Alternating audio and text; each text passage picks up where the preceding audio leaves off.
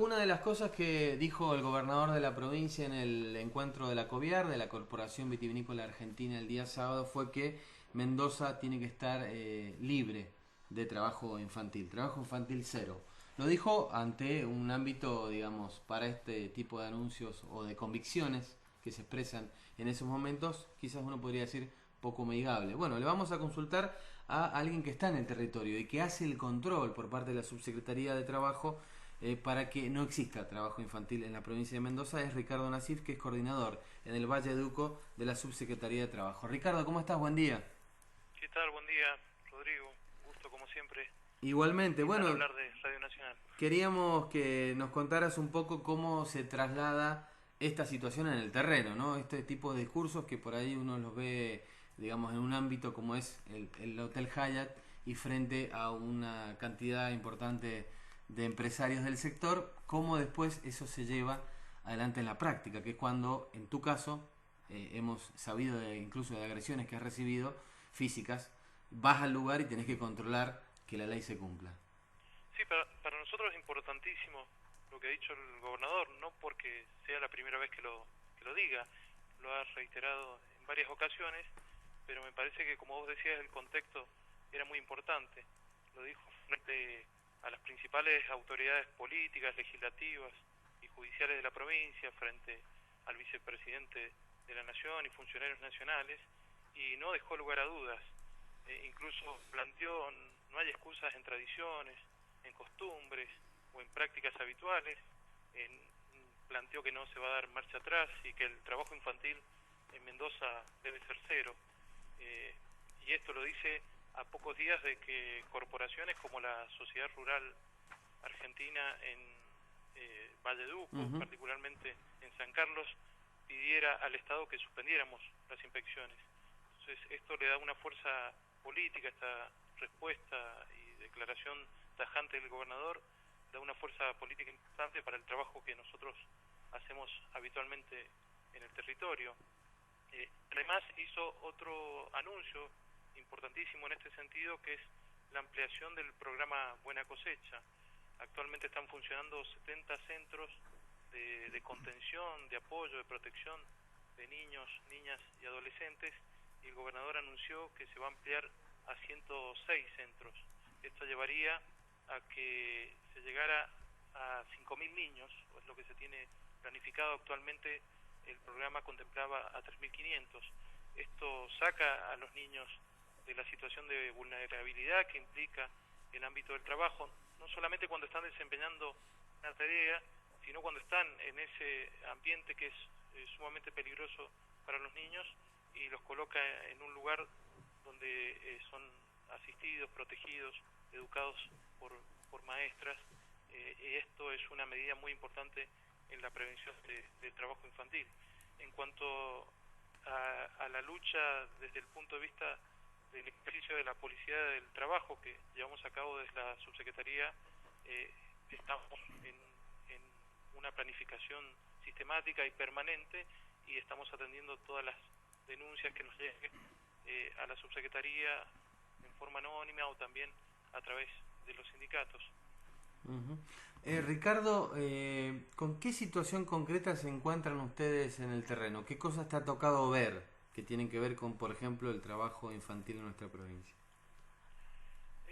Bueno, desde que estamos en esta función, que también hay que recordar, es importante en este sentido la definición del gobernador, recién desde el año 2008 que se avanza fuertemente en el terreno, en las inspecciones. Los gobiernos antes no aplicaban infracción por trabajo infantil. Es importante esto señalarlo, que también desde ese momento se fue formando un cuerpo de inspectores especializados en esta tarea y también un desarrollo sistemático de las inspecciones. Nos hemos encontrado con situaciones muy diversas y siempre dolorosas, de abordajes que hemos hecho a partir de causas judiciales por abusos sexuales hacia menores, y hemos llegado al lugar y nos hemos encontrado con los niños solos o acompañados de algunos adultos que ni siquiera son familiares, casos en los cuales niños están en el medio de chacras de ajo, por ejemplo, haciendo el escanutado de ajo, absolutamente deshidratados, niños durmiendo carpas en condiciones miserables, con deficiente alimentación. También, bueno, en nuestra zona ha habido casos de niños que han muerto a causa de estas condiciones. Hay que recordar, por ejemplo, la situación de Blanca Coredo, que fue aplastada por un árbol en la después de un carpa viento donde sonda. dormía. Esto fue, claro, en Campo Los Andes, o no sé, me viene a la memoria Carlos Aparicio, un niño que cayó en una sequía. Y bueno, son conocidos muchos casos para quienes vivimos en las zonas rurales de la situación a la cual se ven expuestos los niños, a los daños físicos, a las intoxicaciones con agroquímicos, a también cómo impacta esto en la autoestima del niño, fundamentalmente en el tema del desarrollo escolar, todo lo que tiene que ver con la deserción escolar vinculada a que los niños trabajen.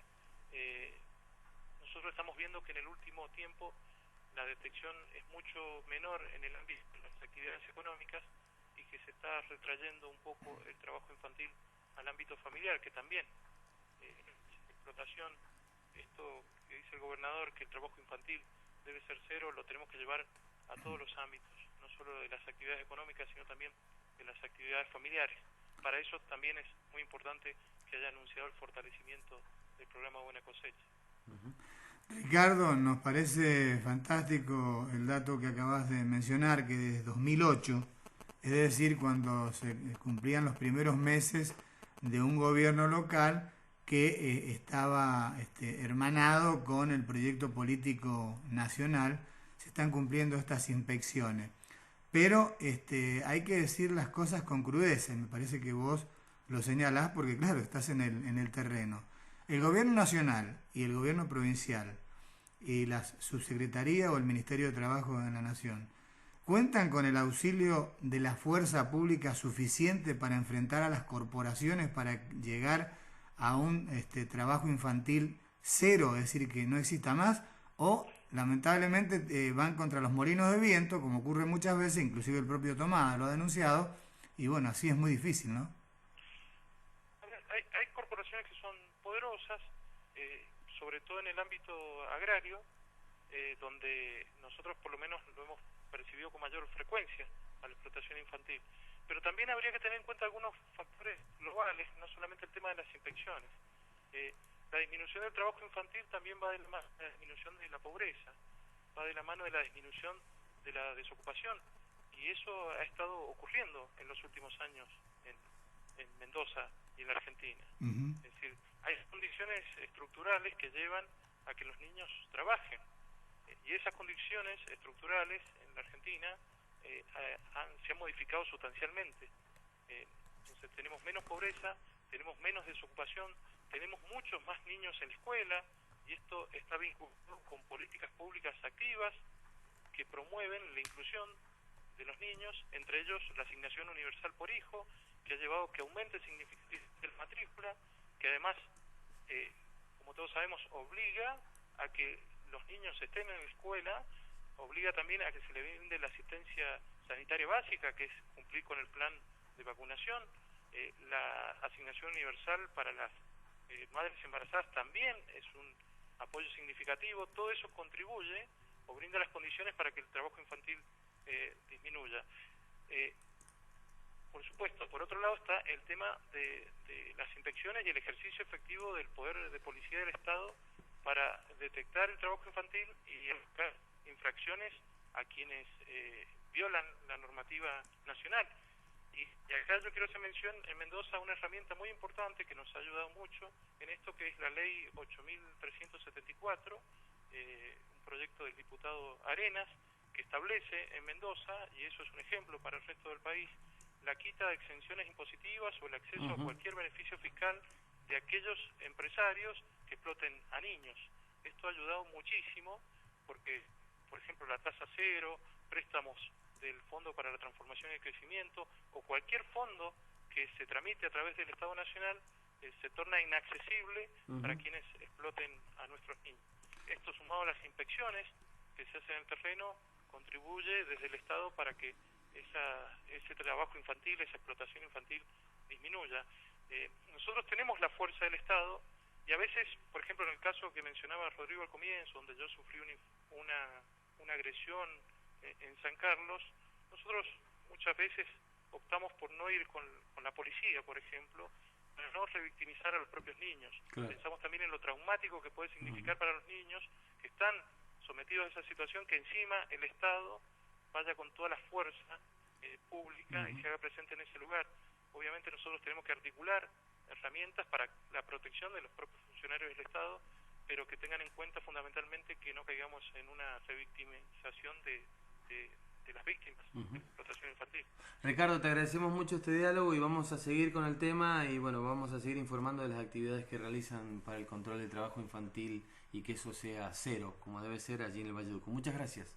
Sí, aquí déjame decir algo también que tiene que ver con la justicia. Este agresor actualmente se encuentra imputado por esta causa, no solo por la agresión física, sino por la agresión a un funcionario público y además porque tenía antecedentes de amenazas. Y esto es importante que se diga, pues la justicia está actuando. Perfecto, muy bien, Ricardo, muy amable, que tengas buen día. Gracias a ustedes. Hasta luego. Era el diálogo con Ricardo Nasif, coordinador de la Subsecretaría de Trabajo en el Valle de Uco.